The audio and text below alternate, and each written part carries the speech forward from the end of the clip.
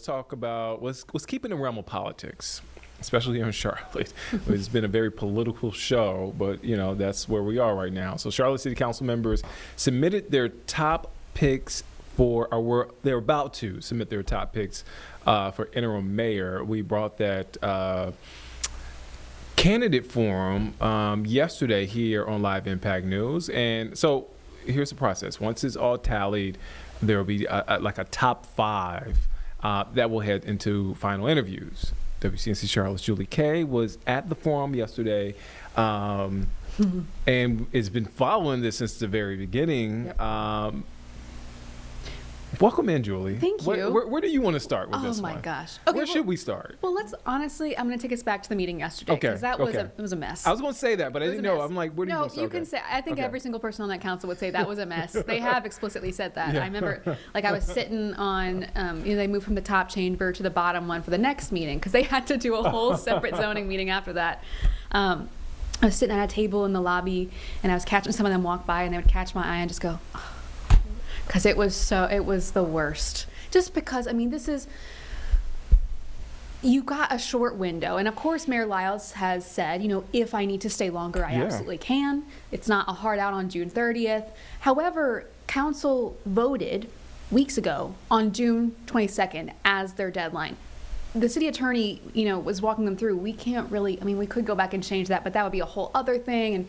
And what they're debating now is really the process. We started with 114 applicants down to, I think the list yesterday was 49 people. Not everyone showed up. And they debated the process for about 30 minutes. Am I being generous? 45 minutes okay. At the beginning and then another hour at the end.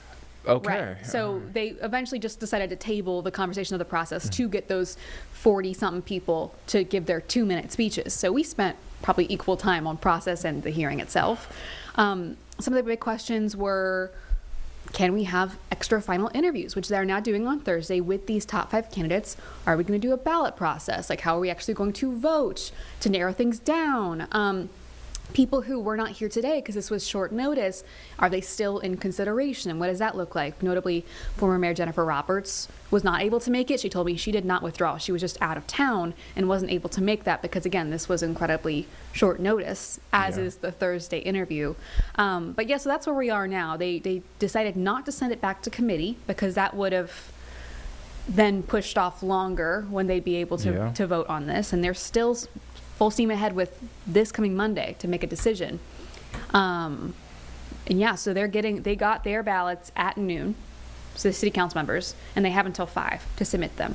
We don't know at this point when that list of 5 finalists will be public. I've asked the city, and they're still determining when that's going to happen because, again, these steps were just added last night. So this is kind of uncharted territory at this point, but it's going to happen very fast. Now, granted, I spoke with a couple council members. Dimple Ajmira said, we've had these applications for a long time, not a long time, but enough time to look through them at this point. So this isn't necessarily a shock to have to pick, our top 3 front runners at this point. But it still is, it's an extra step to the process that we weren't expecting. Everyone, though, I think seems, after that very chaotic meeting, very happy with, we're going to get some extra one-on-one time with these candidates. Yeah. I got to be real. So what is your sense? Because, again, you have your sources. And is the Monday deadline, is this timeline realistic, right? And is there a chance that they could push it back? So that was kind of floated yesterday, and that's why the city attorney was like, that was at a formal meeting where that was what was passed. And, you and I have talked about, that was the regular typical schedule that they took. There was an expedited version to do it, I think, even this week to go on. Okay. So they didn't choose that. They chose what was seen as the longer, more typical version. But because that was done in a formal meeting, it sounds like it'd be very difficult to go back on that.